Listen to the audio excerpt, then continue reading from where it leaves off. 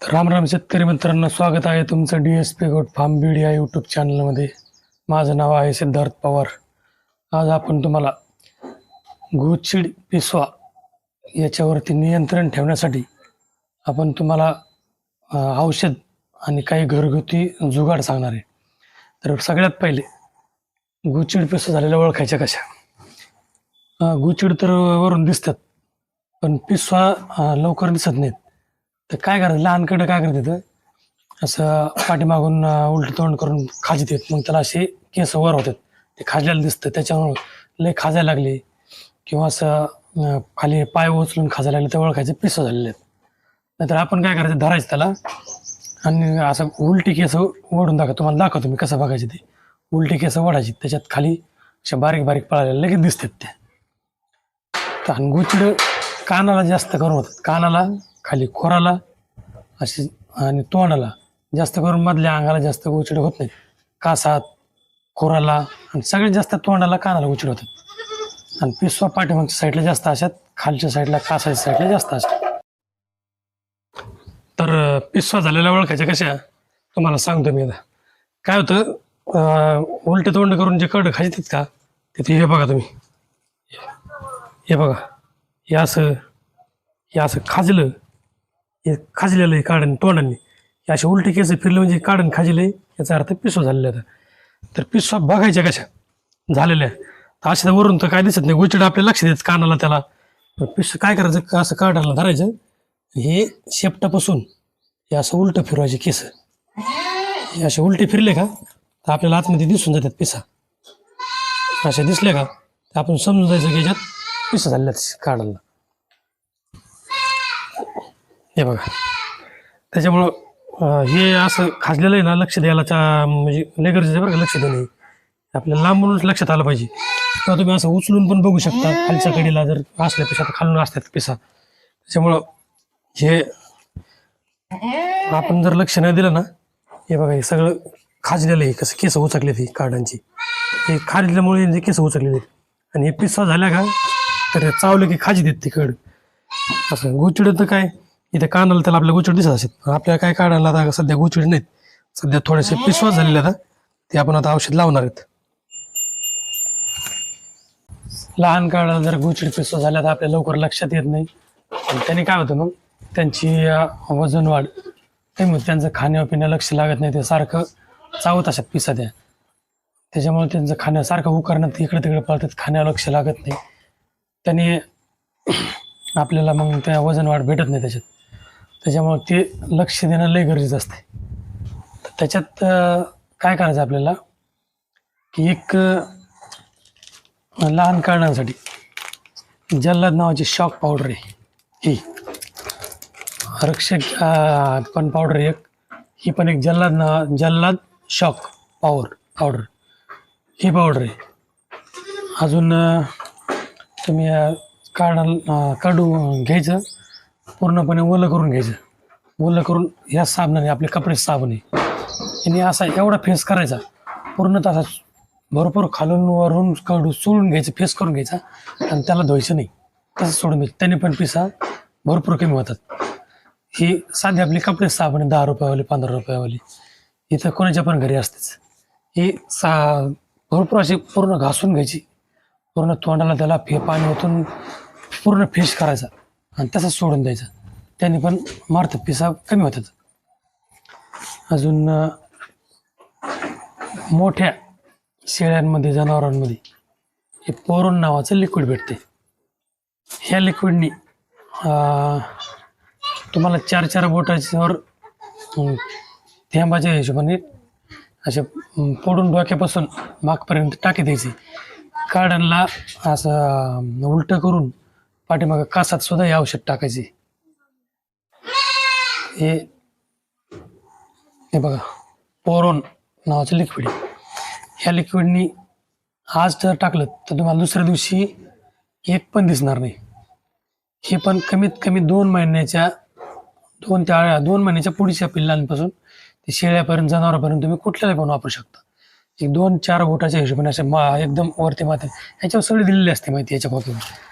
आता हे जी शॉक नावाची पावडर आहे, जल्लाद शॉक, तर ह्याच्यात काय करायचं, ही झुराळाला आपल्या मुंग्या, तेल मुंग्या जे असतात ते घरी त्याला पण चालते. पिसवा ह्याला काय करायचं, नुसती पावडर न लावता आपण एक चुलीतल्या राख्याचा प्रयोग करतोय. आपल्याला एक असंच मित्रांनी सांगितलेलं आहे, ते आपण तुम्हाला पुढे सांगण्याचा प्रयत्न करतोय. तर करून बघा प्रयोग तुम्ही. तर आपल्या चुलीतली राख घ्यायची, जितकी पुडी तेवढीच राख घ्यायची अशी. ह्या राखी अशी त्यातले कोळसे मोठले सगळे काढून घ्यायचे तर, आणि ह्या राखीत ही पुडी, ही जी पुडी ही पूर्ण पावडर अशी मिक्स करून घ्यायची. याच्यात टाकून फोडायची, याच्यात पूर्ण टाकून घ्यायची. राखाचा रिझल्ट आहे बरं का. आणि हे लावताना काळजी घ्या, तुमच्या घरी जर लहान लेकरं असतील तर ते जवळ आले नाही पाहिजे. लावल्यानंतर आपल्या जे अंगावरले कपडे आहेत त्या कपड्यावरती लेकरं आले नाही पाहिजे, खेळले नाही पाहिजे. लगेच धुवायला कपडे टाकून द्यायचे, ते जास्त वेळ अंगावर ठेवायचे नाहीत. ही अशी पूर्णपणे मिक्स करून घ्यायची. याच्यात थोडंसं नॉर्मल पाणी टाकायचं बरं का आपल्याला, थोडंसं नॉर्मल. ह्याचा पहिलं रक्षस पावडरचा वास येत नव्हता एवढा, ह्याचा थोडा जास्त वास येतो. आणि सगळ्यात महत्त्वाचं, आपण कुठल्याही कंपनीची ॲडव्हर्टाईज करत नाही बरं का. तुम्हाला जे आणायचे ते आणा आणि जे वापरायचे ते वापरू शकता. कुठल्याही कंपनीची आपण ॲडव्हर्टाईज करत नाही. नाही तर तुम्ही कंपनीची ॲडव्हर्टाईज करतो का, तसं काय नाही. तुम्ही कुठलीही वापरू शकता, काही नाही. माझा अनुभव तुम्हाला मी शेअर करण्याचा प्रयत्न करतो आहे. याच्यात थोडंसं नॉर्मल पाणी शिडकून घ्यायचं आहे आणि ते मिक्स करून घ्यायचं आहे. ह्या पावडरचा 90% रिझल्ट आहे. तुम्हाला दुसऱ्या दिवशी याचा 100% रिझल्ट भेटणार. तुम्हाला काढल्याच्या अंगावर पिसवा दिसणार नाही. हे पावडर कशी लावायची तुम्हाला सांगतो येत पुढे. काळजीपूर्वक लावायची बरं का.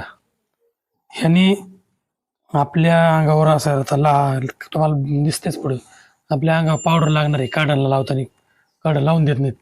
तर त्याच्यात काय करायचे, आपल्याला हे मगाशी सांगितल्याप्रमाणे कपडे लगेच काढून आपल्याला हातपाय स्वच्छ साबणाने धुवून घ्यायचे, जेणेकरून आपल्याला किंवा आपल्या लहान लेकरांना त्यांना त्याच्यापासून काही बाधा होणार नाही.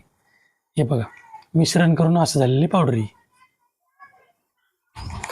आता हे बघा, आपण हे कडू धरले असं, ह्याला काय करायचं आहे, ती पावडर आहे ना असं मागून पुढं टाकीत चालायची आणि ते उलटे हात फिरायचे आहे. उलट्या हात फिरला की ते आतमध्ये जाते बरोबर पावडर. ते मला दाखवतो मी. कडू असं पायाच्या मध्ये जाम धरायचे.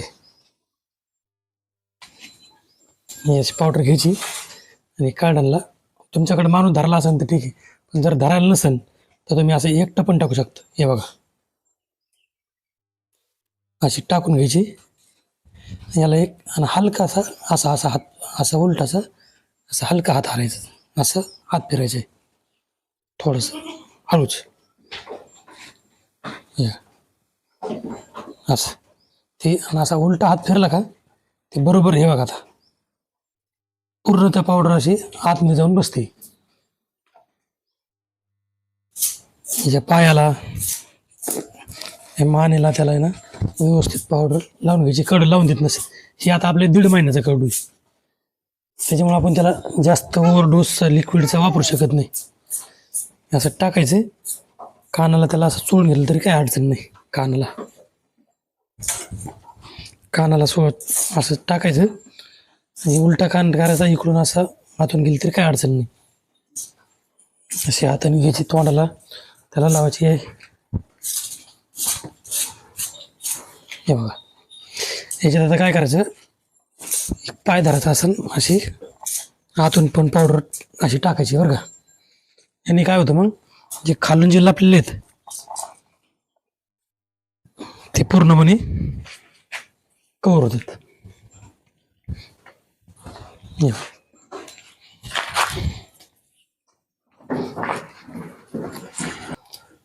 आत्ता आपण जसे पावडर लावली तसे पावडर व्यवस्थित लावून घ्या आणि एक 2-3 घंट्यासाठी तरी शेडच्या बाहेर शेळ्या ठेवता आलं तर ठेवा, नाहीतर दिवसभरासाठी जर ठेवता आलं तर एकदम चांगली गोष्ट आहे. पण नाही दिवसभराचं नियोजन झालं तर 2 घंट्यासाठी 3 घंट्यासाठी का होईना पण थोडंसं आपल्या शेडच्या बाहेर फार्मच्या बाहेर कार्डांना ठेवा. जेणेकरून काय होतं त्याच्यावरल्या जर ज्या पिस आहेत उठून जे बाजूला बसणार आहेत त्या पावडरमुळं औषधामुळं लावलेल्या, तर त्या आपल्या आतमध्ये फार्ममध्ये बसणार नाही, ते बाहेरचे बाहेर लांब उडून जातील. त्याच्यामुळे तुम्हाला होईल तेवढं तर बाहेर करा.